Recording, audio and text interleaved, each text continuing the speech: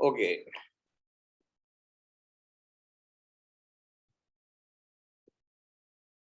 Right. So, good evening. Hopefully, you all will not fall asleep. Male infertility is not exactly something we gynecologists deal with on a day-to-day basis. Normally, we will refer them on to either an endocrinologist if there's a problem, or a urologist if there's a problem with obstruction, or a general gynecologist will not know. If it's infertility, then sometimes they are referred on to a specialist in assisted reproduction, which is IVF, right? So the topic today is on male infertility, and what you all need to know as MBBS students is a very general overview as to what you know about male infertility. Now, so this is the second in lectures out of 4. First, I sorted out, I think, female infertility, yes. Now male. The next will be about unexplained infertility, and the 4th lecture will be on about assisted reproduction, where we will speak about specialized ways of having pregnancies, right? So now, if you look at male infertility, right? Now, if you look at the definition, it's very difficult to define in a way about male infertility because there's a huge overlap of definitions, right? Definitely, if the man has fathered or made a woman pregnant, then that is definitive evidence of fertility. Okay, so that is what is called male fertility. So whenever you take a history, it's always better to ask whether the man has ever fathered a child, because the woman or the couple or the woman can be in a second marriage or third marriage or whatever, right? Or partnership. And therefore, if the man has fathered a child before or has got any other woman pregnant, then there is definitive evidence of fertility, right? So therefore, the male factor may not be present in the couple who is coming to seek advice from you, right? So that is something that you have to understand. Now, the second thing what we have to understand is that a lot of things have changed in the treatment of male infertility from the times that from the olden times, where sometimes surgeries were undertaken, right, to treat male infertility, because things have changed because in vitro fertilization or assisted reproductive techniques have come in. For example, even if a man is not producing enough sperm at all, it's severely oligospermic, right? Even no sperm at all in the seminal fluid, right? In the seminal analysis.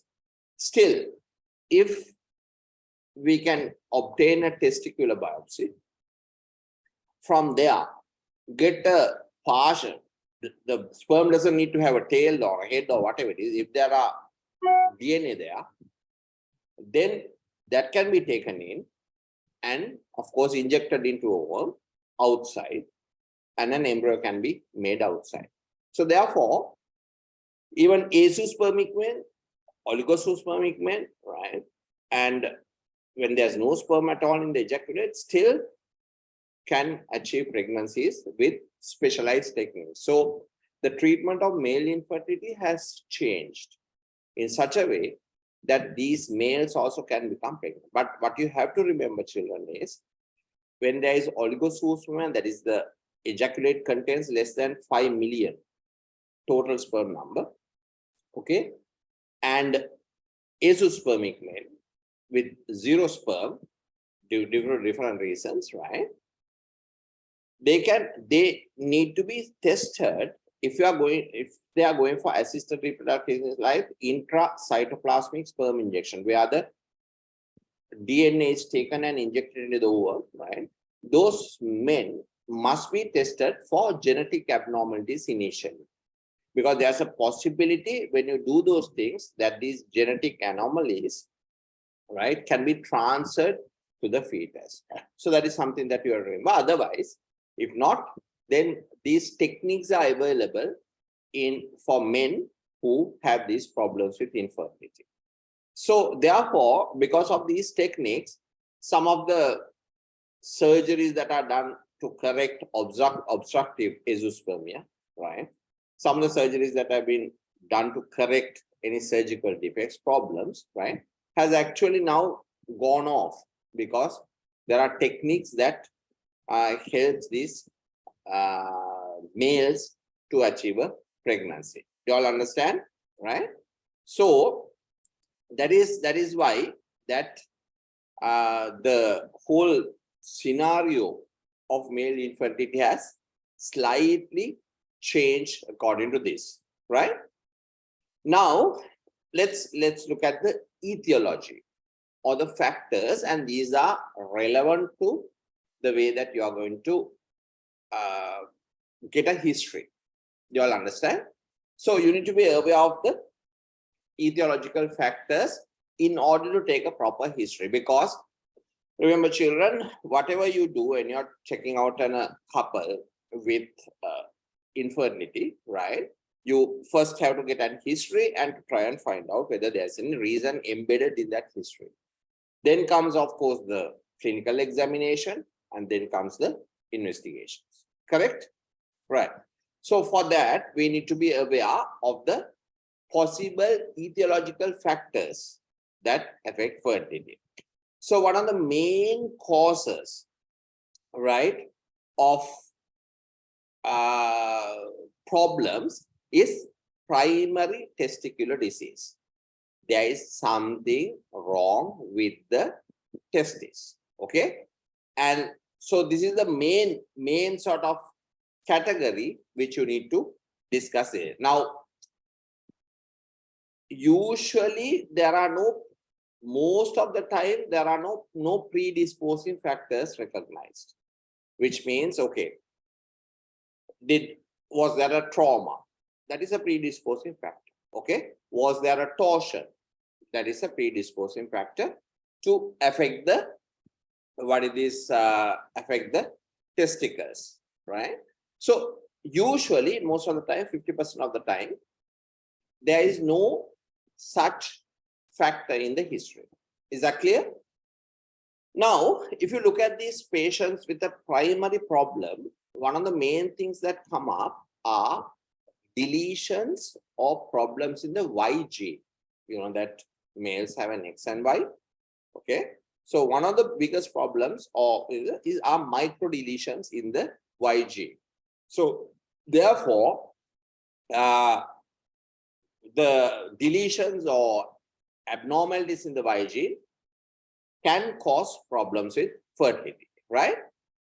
Then, of course, things that are there in the history. Now for example, if they have, if you all have done pediatric surgery, right, or if you are in, you would see mal-descended testis, right? The testis has not descended into the scrotum, and therefore, what happens is the testis can get damaged due to that, and especially if it has not been corrected right up to puberty, then of course the damage will be almost there all the time. Is that correct? Then of course other things, torsion, which is extremely painful, right, can cause damage. Trauma can cause damage. Infections of the testis, the epididymis, right, or orchitis, we call. So infections can cause damage.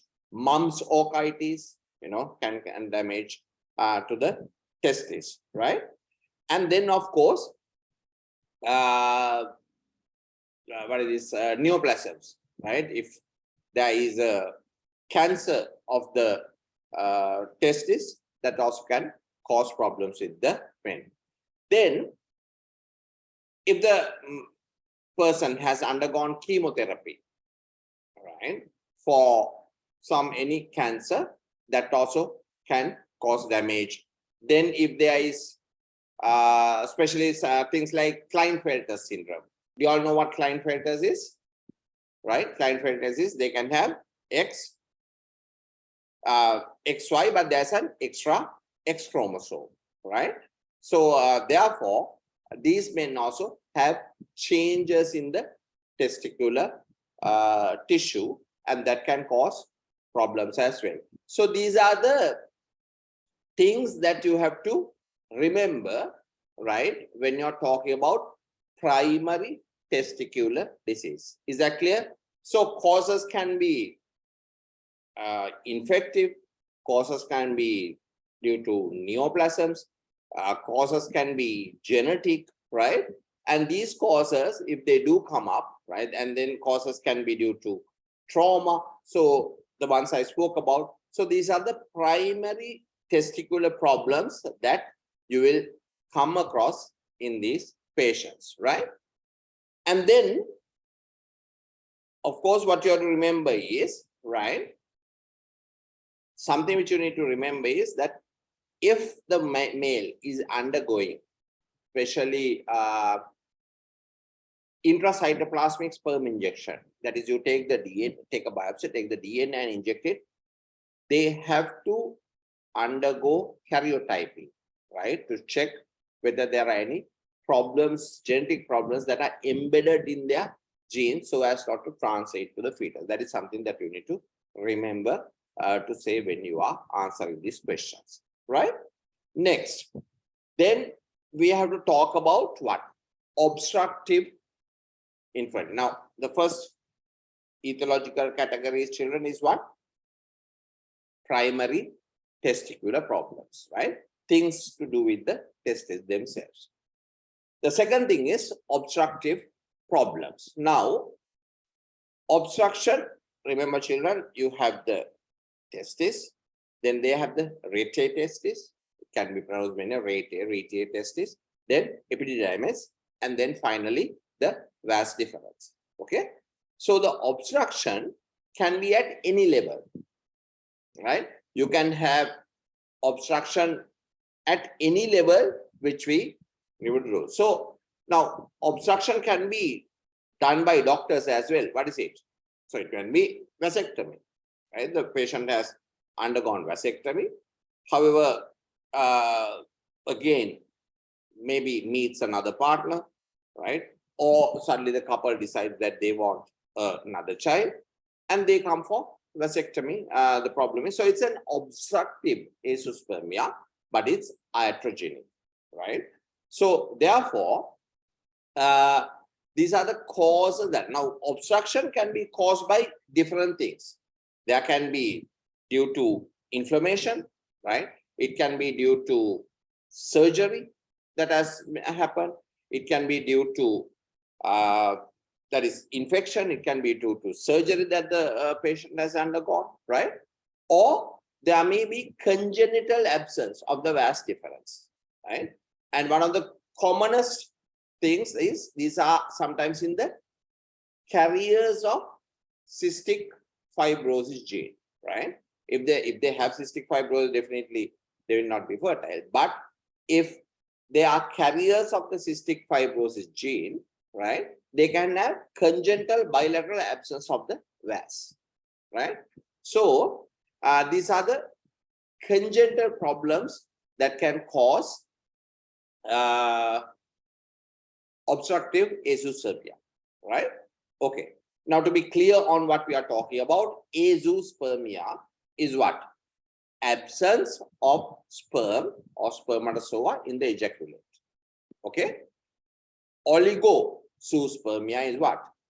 Reduction in the number of sperms that is found in the ejaculate, which is less than normally 5 million, right? And if your asthenozoospermia is, there's a problem with the motility. The sperm does not move very much. Okay. So those are the three main categories if you are looking at the seminal fluid analysis, which we will, of course, go next, right?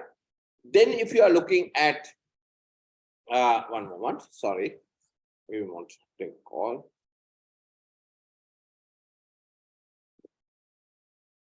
Right, sorry. Dulani, what were we talking about? Sir, the azoospermia and the related. Sorry, it's okay. So we discussed what? We discussed primary problems with the ovary, right? What else? We discussed about obstructive male problems, and then, okay, the next thing is we have to discuss about endocrinological causes of male infertility, right? There are endocrine diseases that can cause. So mainly there are three, right?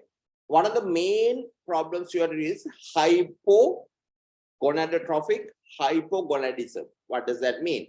Because there's a problem in the hypothalamus pituitary axis, right? One of the most famous one which you need to know is the Kalman syndrome, right? Where there is a problem with the migration of the cells in the brain that will reduce the amount of GnRH, releasing hormones that will stimulate the gonadotropin from the pituitary, right? So there is no stimulation from FSH, right? And therefore, what happens is the testis also fails to respond, right? So that is hypogonadotrophic hypogonadism, which is treatable. Expensive but treatable. So if the male wants fertility, what happens? Because the pituitary is not producing the FSH, right? So therefore, the testis is normal, it's just not getting the proper stimuli from the hypothalamus pituitary axis. And therefore, these men can be stimulated pulsatile GnRH injections, right? And FSH, sometimes you can use HCG, those injections, and that can cause the infertility to be reversed. You all understand? So that's something that we can treat. It's a treatable cause, right? The next is there are adrenal problems that can cause, number one. Then there are thyroid problems, hypothyroidism, hyperthyroidism. All this can cause male infertility and problems with the testicular function. Hyperprolactinemia in the male, right? That normally does not affect testicular function, but it can make the male impotent, right? Impotence. So if you treat the person with bromocriptine, right, this impotence, right, and then that will normally reverse. And so that is a treatment. So it is not due to any testicular problems, but it is due to impotence that we can. So these are all very, very rare conditions which we need to talk, but we need to remember those, right?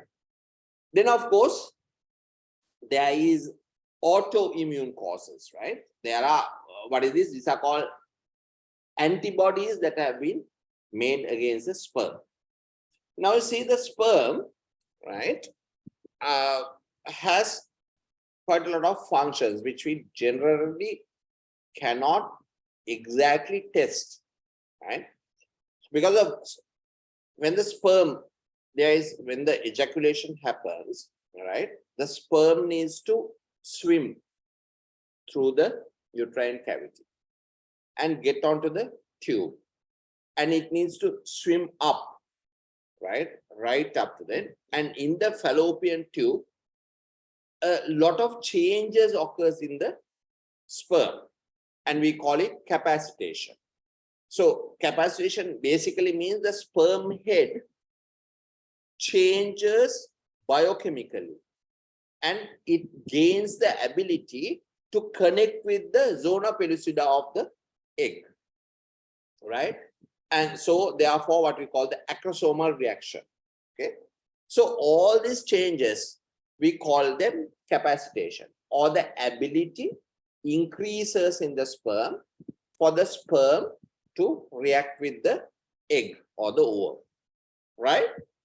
So we actually do not have a very good idea or good test to check whether these things happen, okay? So, but therefore we can only look at the seminal fluid analysis and have a very rough estimate as to some of the parameters that are there. But it is thought that this autoimmune antibody, that is antibodies in the male's body against the sperms themselves, right, will cause problems with the sperm motility, can cause problems with the capacitation, ability for capacitation, right? Ability for the acrosomal reaction, ability for the sperm to latch on to the zona pellucida. All these are changed by the antibodies against the sperm, right?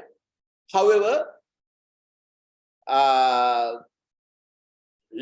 low levels of anti-sperm antibodies is thought not to do too much, but a lot of things have been tried to try and reduce these autoimmune reactions, but none of them are very effective, like washing the sperm, right, and then injecting it for intrauterine insemination. Those things are done, giving different medications. None of these have really changed the results a lot. So, but anyway, sometimes some portion of these patients may have autoimmune antibodies or anti-sperm antibodies, which may be having some relevance to the infertility of the male. Okay, but testing may not really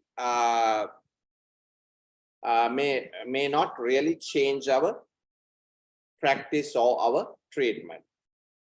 What are the others? So sometimes they may be auto-generated due to reasons we do not know. But sometimes if the surgery has taken place in the testis, which has disrupted the blood testicular barrier, so then autoantibodies can, or anti-sperm antibodies can form. Okay, so those are things here. Now the next thing which you have to talk about are drugs, right? So what are the drugs that can affect fertility or the sperm or the sperm production? Alcohol, definitely, right? Too much of alcohol, yes, it can have effect on the sperm.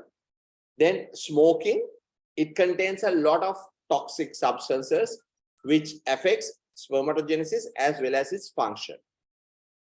Recreational drugs, that marijuana, right, or anything, cannabis, heroin, all these recreational drugs can cause problems with spermatogenesis and also with other functions of fertility, right? Then any type of chemotherapy can cause problems with spermatogenesis, right? So those are the things that you have to cover. Then anabolic steroids, if people use them for different kinds, for muscle building, these can cause problems with spermatogenesis, right? Then steroids can cause that. Antifungals can cause that sometimes. Sulfasalazine can cause problems, right?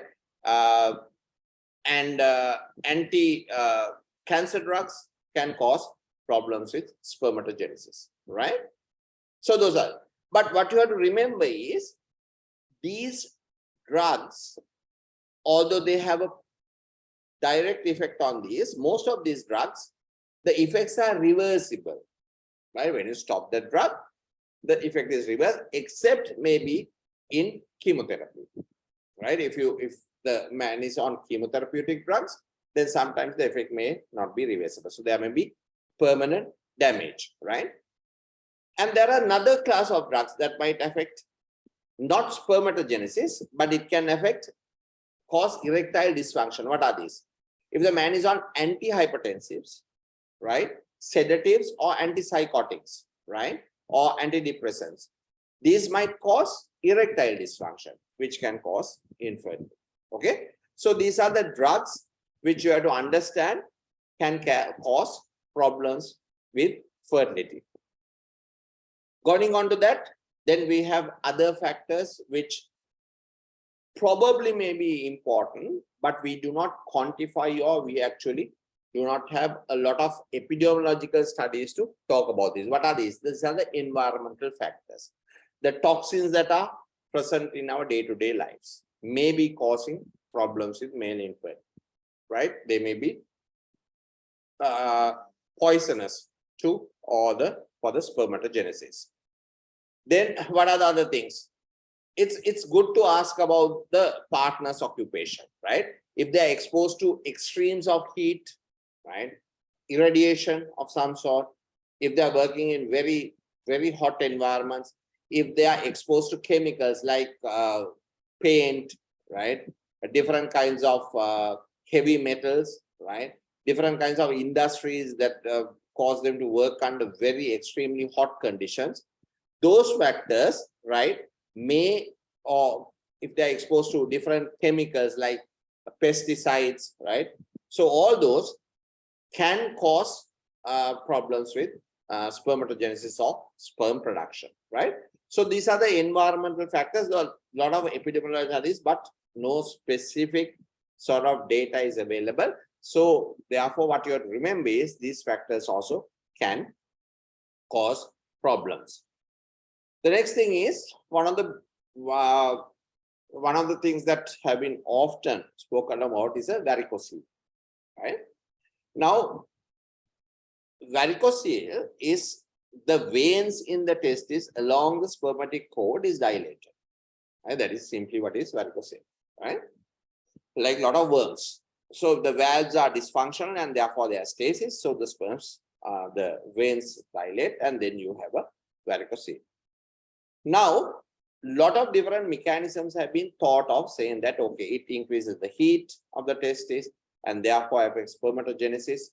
So, but what happens is, even if you operate in these men, right, who have varicoceles and infertility, not much different, or there's not much difference, right, in the outcome.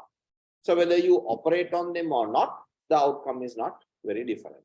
So therefore, surgery on a varicocele may not improve male infertility. Do you all understand? On the other hand, if you look at the whole population, males with varicoceles are fertile, and males without varicoceles can be infertile. Do you all understand? So varicocele, but however, if you take the whole population of infertile men, there are more patients with varicoceles than with the patients who are male population who are fertile. Do you all understand? So there's a slight increase in the population. So for in some way, varicocele may be affecting fertility, but however, if it is surgically corrected, the fertility is most often not corrected due to that, right? So it's very controversial whether you need to operate on them. So usually now the consensus is, even if you operate on a varicocele, that it will not reverse the problem. Is that clear, children? You can operate on varicoceles for different reasons, but if you operate it for infertility, male infertility, that might not really affect the outcome or cause the male to be fertile. Is that clear? Right. Now, there are other things that you have to talk about. What is this? Very rarely, there are things like retrograde ejaculation, right? What happens? The person ejaculates, right? But the ejaculate does not get into the penile urethra. It goes back into the bladder. So if there's azoospermia and no sperms, of course, the urine can be tested for, also can be tested for sperms. So if you see a lot of sperms swimming around the bladder or in the urine, then that is retrograde ejaculation, which is rare. This can happen if the man has undergone surgeries, right? In the bladder neck or in the pelvic area, right? And therefore, this can cause retrograde ejaculation, right? So these are the things that you have to remember when you're talking about children, the etiological factors of male infertility. Is that clear? Right? So this is generally what you need to know. You don't need to know in depth about things. So you need to talk about this. So next thing, what you have to talk about is the investigations. How do we investigate the male? So as you all remember, one of the main things now, of course, you need to have a very good chat with the couple, right? You need to very sensitively, slowly ask them about erectile dysfunction, ejaculatory problems, right? Then sexual orientation, those things we need to have a quiet chat with them and find out whether there are problems there, right? And the next step that we will do is what? We will, as you all understand, we'll do a seminal or seminal fluid analysis. That is the standard test that we do for all these patients. Is that clear? Now, the SFA, if it is normal, right, or if the parameters are within the reference ranges, right, we can give the partner a small reassurance. Things appear normal, and normally we do not need the SFA is normal. We do not really need to go for the examination of the male part. Okay. Now, when you are looking at the seminal fluid analysis, remember what is the advice we need to give? How to collect it. The person has to ejaculate initially or empty themselves, right, through intercourse or masturbation, and then they have to have abstinence for 3 days. After 72 hours, they go, they collect the, when they give in their prescription, they will get a bottle, and they need to collect it by either masturbation or ejaculation into the bottle itself in an area in the hospital. Sometimes some areas, hospitals provide a room, some don't, right? So, however, you need to collect the and then give it to them. You can't collect it at home and take it because during transport, it can spoil. So, therefore, that is how a seminal fluid analysis must be given, right? Ejaculate, 3 days abstinence, and then you give in the seminal fluid analysis. Now, what you need to understand is this semen analysis, right? Is that now, if you look at any test children, right, there are 3 things that you need to, any diagnostic, there are 3 important things that you need to look at. One is what? Sensitivity, right? What is sensitivity? The ability to diagnose a disease. So the test must be sensitive, right? What has happened to semen analysis? It is, these ranges or reference ranges are highly different. Even a man having a few sperms sometimes can make a woman pregnant, while a man having all the parameters normal may be infertile. Do you understand? So by looking at the semen analysis, sometimes it's there's a huge overlap. So just by looking at a semen analysis, it's difficult to say, okay, there's a problem. So the identifying of a problem or a disease is very difficult looking at a semen analysis. Do you all understand? Right? Just because all the parameters are normal, still the person is infertile. Even if all the parameters which we look at are abnormal, still that man can be fertile. Right? So they have a huge overlap. So just looking at the semen analysis, right, you cannot, it is not very sensitive for us to discover a disease. Got it? So it's not very sensitive. Next is specificity. What is specificity? The ability of a test to identify normalcy. So if you do the diagnostic and say, okay, this looks all right, so that person is normal. So this is a normal person or normal problem. But the semen analysis does not allow us to do that. Why? Because there's also a huge overlap between the normal and the so-called abnormal. Do you understand? So there are no clear-cut parameters. So therefore, it is not very specific either. And then reproducibility, the ability of the test to give us the same results over and over and over and over again in the same person. You all understand? But if you do a seminal analysis in one person, today the test is the one, the other next day is different. In another few days, it may be different. You all understand? So this reproducibility is also not there in the seminal analysis. And therefore, the test is neither sensitive, test is neither specific, test is neither reproducible. Okay? So it is not a very good diagnostic test. And therefore, that is why the WHO gives us what? Not norms. Because there are no norms. You can't say, okay, this person is normal or abnormal. It gives us reference ranges. And these reference ranges have been shown to have some correlation, right, with problems with fertility. Do you all understand what I say, right? And if you look at these reference ranges, what are these, right? So they look at only a few parameters. Now, ejaculate. It is thought that usually ejaculate of 1.5 milliliters should be all right. Got it?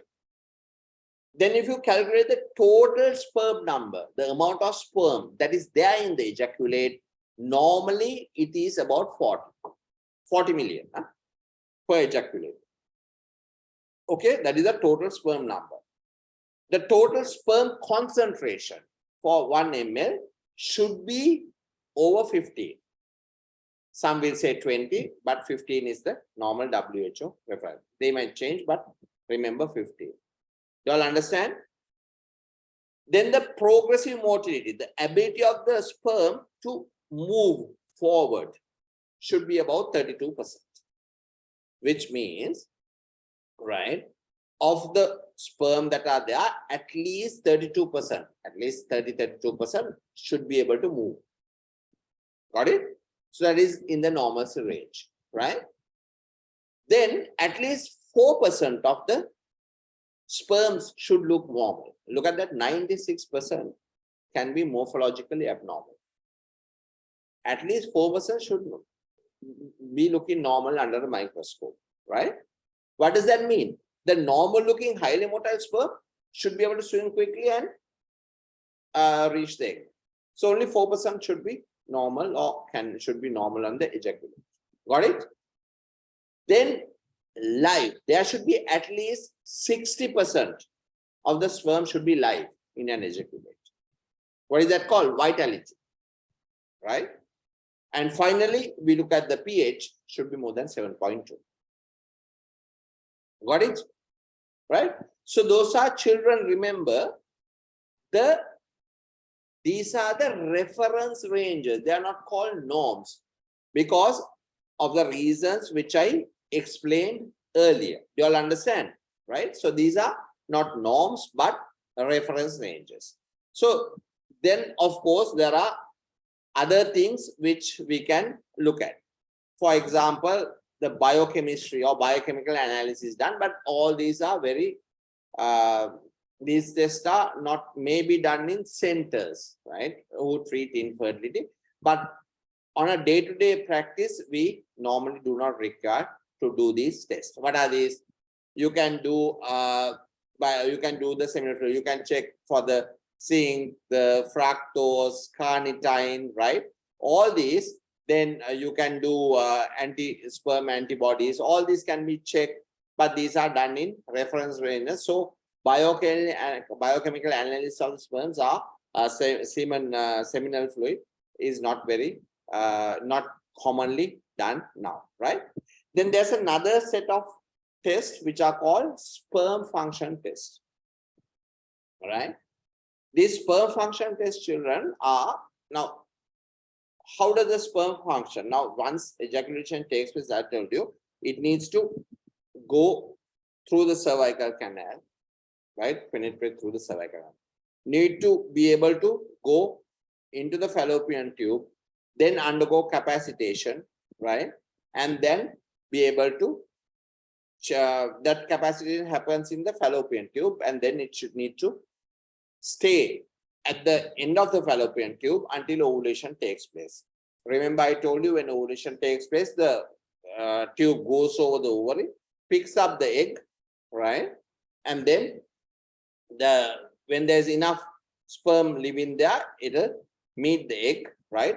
Then the sperm will connect with the zona pellucida, the acrosomal reaction will take place, fuse, and then the genetic material will go in, and then the first cell is born. Is that clear? So these functions cannot be tested with our present knowledge. So there are different types of sperm function tests are done in specialized centers, right? Those are different names: hypoosmotic swelling test, right? Acrosome reaction. Sometimes a hamster oocytes are used to see whether the sperm penetrates. So all these are done in specialized centers, which are maybe of academic interest. So therefore, we normally do not go for those tests, right? So if you look at the main investigation, what are we doing? We are doing the semen analysis. I was spoken to you about the reference ranges of this. But what you have to remember is there are what?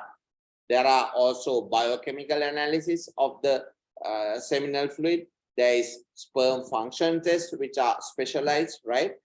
And of course, there are other things that we do, which you need to understand. Now, what are these other important tests that we do?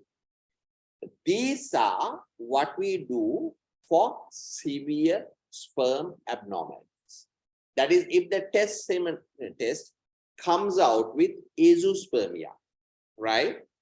Or severe oligozoospermia, that is number of sperms or totally absent, then of course we have to go for a different set of tests, because there are supplementary tests that we do to investigate azoospermia, right? And what are these? It's very simple in a way, right? Now, if you look at the hypothalamus pituitary and the testicular axis, right? The GnRH is then, and then the releasing hormones are there, then FSH is produced. FSH goes to the testis and it stimulates spermatogenesis, right? During this process, the testis also produces testosterone, right? So the production of testosterone shows that the testis is functioning properly, right? That does not mean that it is producing sperm, but the testicular functions appear normal. It is producing testosterone. The feedback mechanisms are through what? Now, the brain must understand that it is happening. So what are things that are feedback? Testosterone is one, that the testis is functioning. The other feedback mechanism is inhibin, right? So you are looking at a system with a few hormones that we can, or few things that we can actually measure. So if you look at azoospermia and you're looking at that, what are the things that we can measure? Can we measure FSH? Yes. Right? Can we measure testosterone? Yes. Can we measure inhibin? Yes. Right? So simply, in our capacity, there are two things that we can measure very, very easily: FSH and testosterone. FSH to see whether the hypothalamus pituitary axis is producing, giving out FSH. Testosterone to see whether the testis is functioning normal, right? Do you understand? So therefore, these are the things which we can do. Now, if you look at the whole thing, right? So I will give you a flow chart as to how the semen analysis is used for us to examine or do the look at the male partner, right? So we do a semen analysis for the patient, right? If the semen analysis is normal, okay, then of course we don't go further for male examination, investigation. We just stop there, right? And then we concentrate on the female part, which is the first lecture. Is that clear? And you carry out the investigation. That much. Got it? If the semen analysis is abnormal, right? We don't go by one. We ask them to repeat it in maybe about 6 to 8 weeks, right?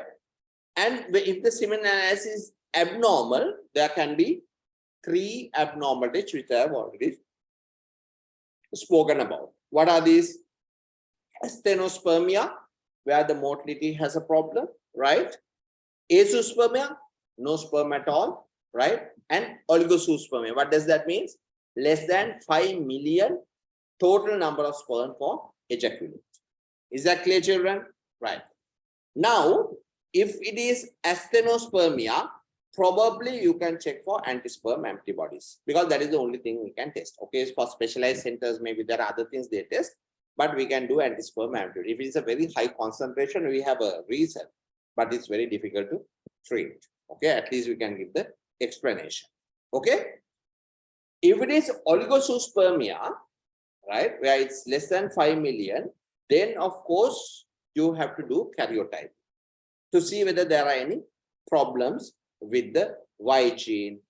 And of course, you might need to do the carrier status for cystic fibrosis, because these are the ones that can cause it. There is a sperm production, but less.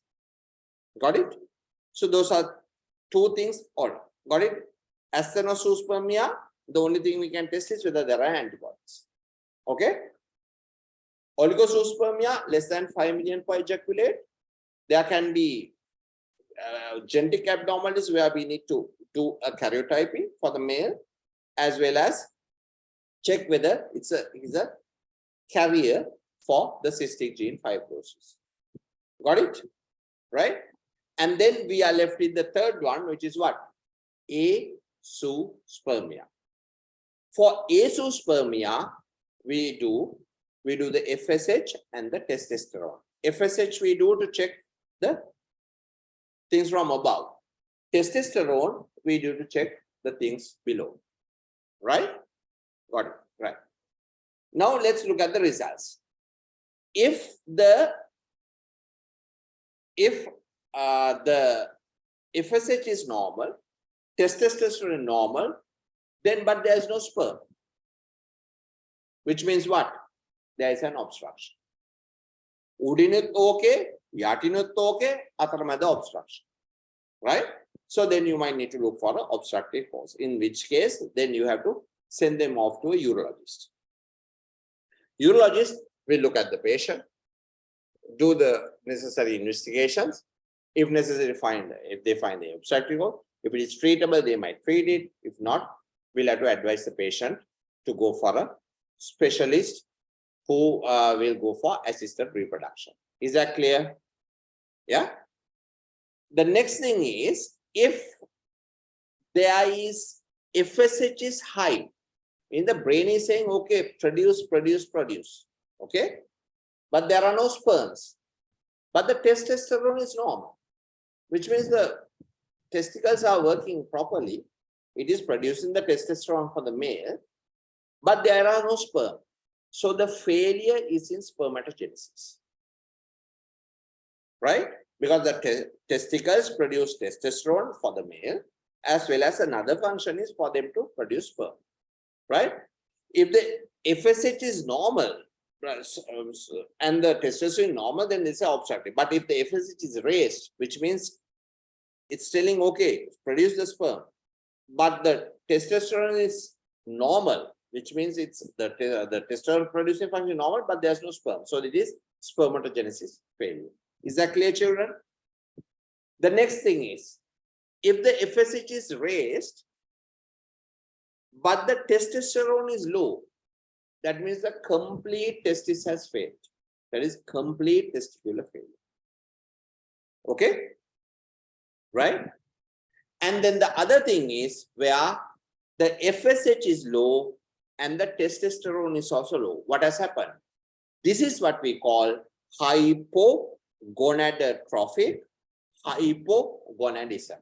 Because the FSH has not been produced from the above axis, the testicles are not working. This is completely treatable by GnRH analogs, right? By giving pulsatile GnRH or by giving gonadotropins, the testis can be made to work. You all understand? So this is the way which we approach these patients with these problems. Is that clear? Right, give me a moment.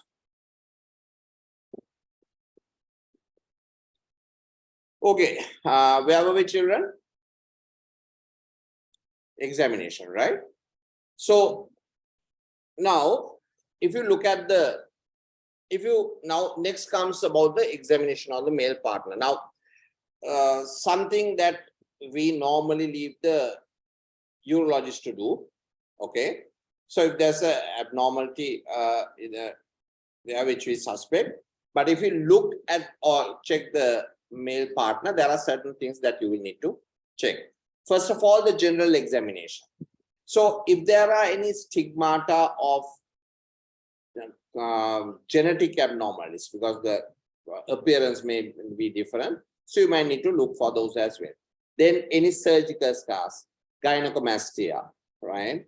Any hernias, all these which should be included in the general examination, to also things to assess the level of masculinization, whether there are other, so that can make us suspect any genetic abnormalities in the male part, right?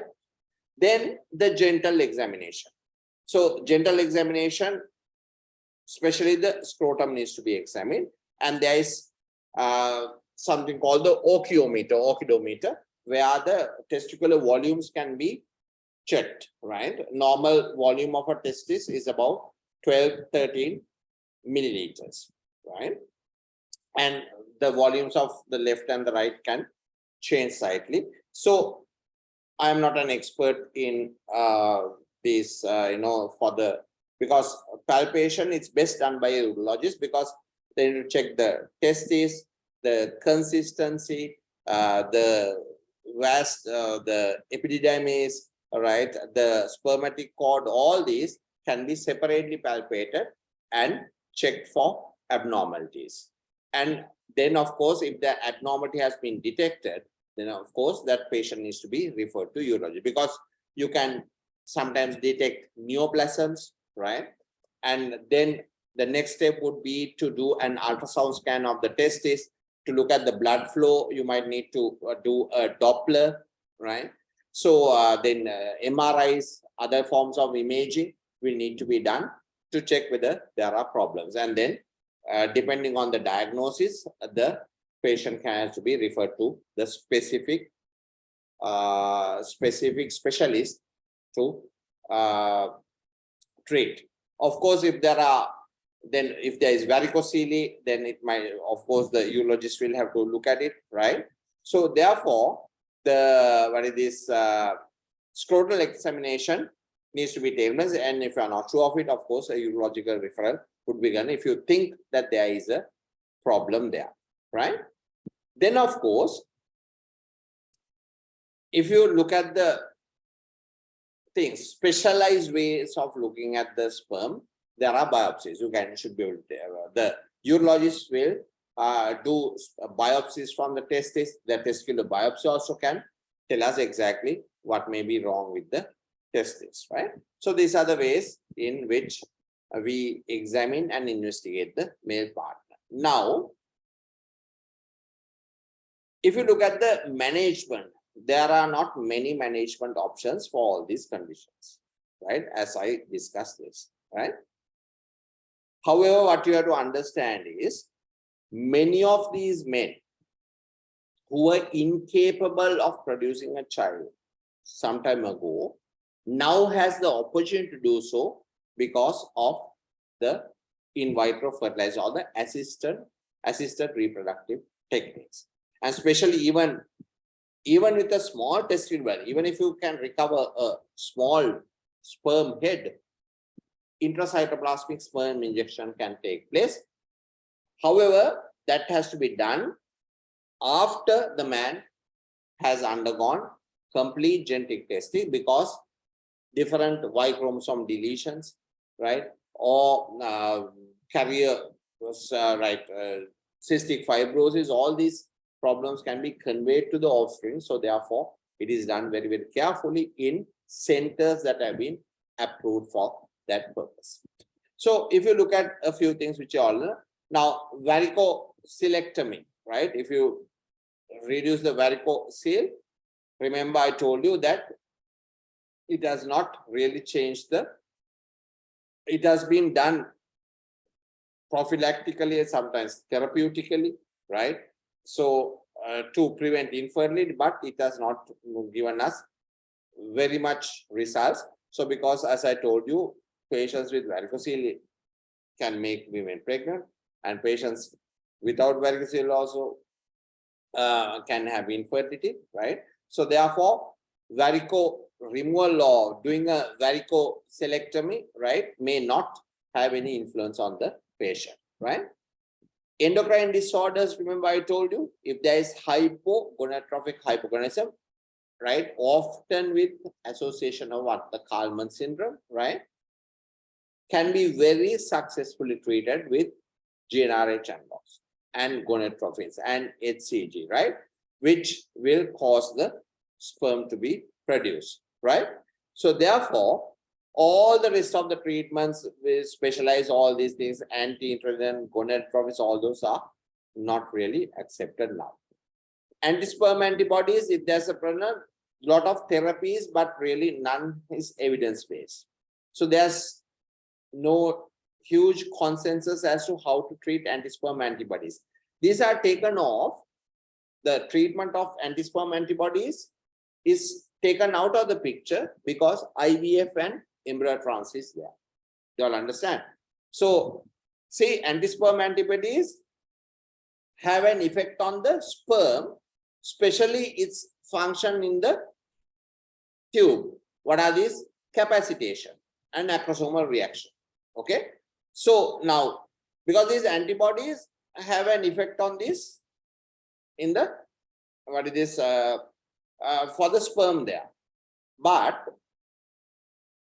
in IVF and embryo transfer, the fallopian tube is not there, right? And it doesn't require all those. So therefore, IVF and embryo transfer has changed the fact that we need to treat a person for anti-sperm antibodies, right?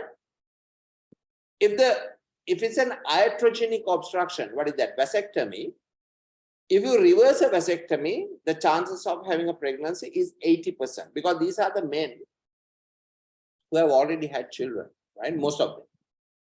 And so usually they are, who have fathered children, had the vasectomy, for some reason wants a reversal or pregnancy, again, to have a pregnancy, achieve pregnancy. And therefore, the reversal, 80% of the time, if you reverse it properly, the males can achieve a pregnancy. However, even if it has failed, still they have a chance of doing an IVF and or with an ICSI after sperm retrieval through a biopsy, right?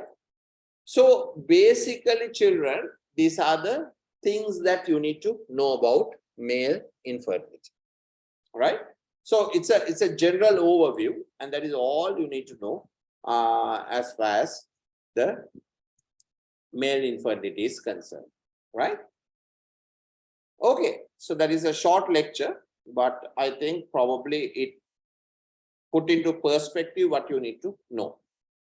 Any questions that you all have?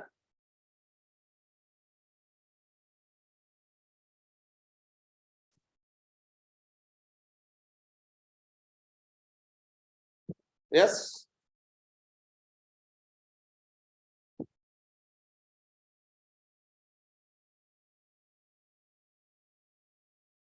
So the prospective fathers, if you really want to know your status, you can just simply do a seminal fluid analysis now, okay? Semen analysis.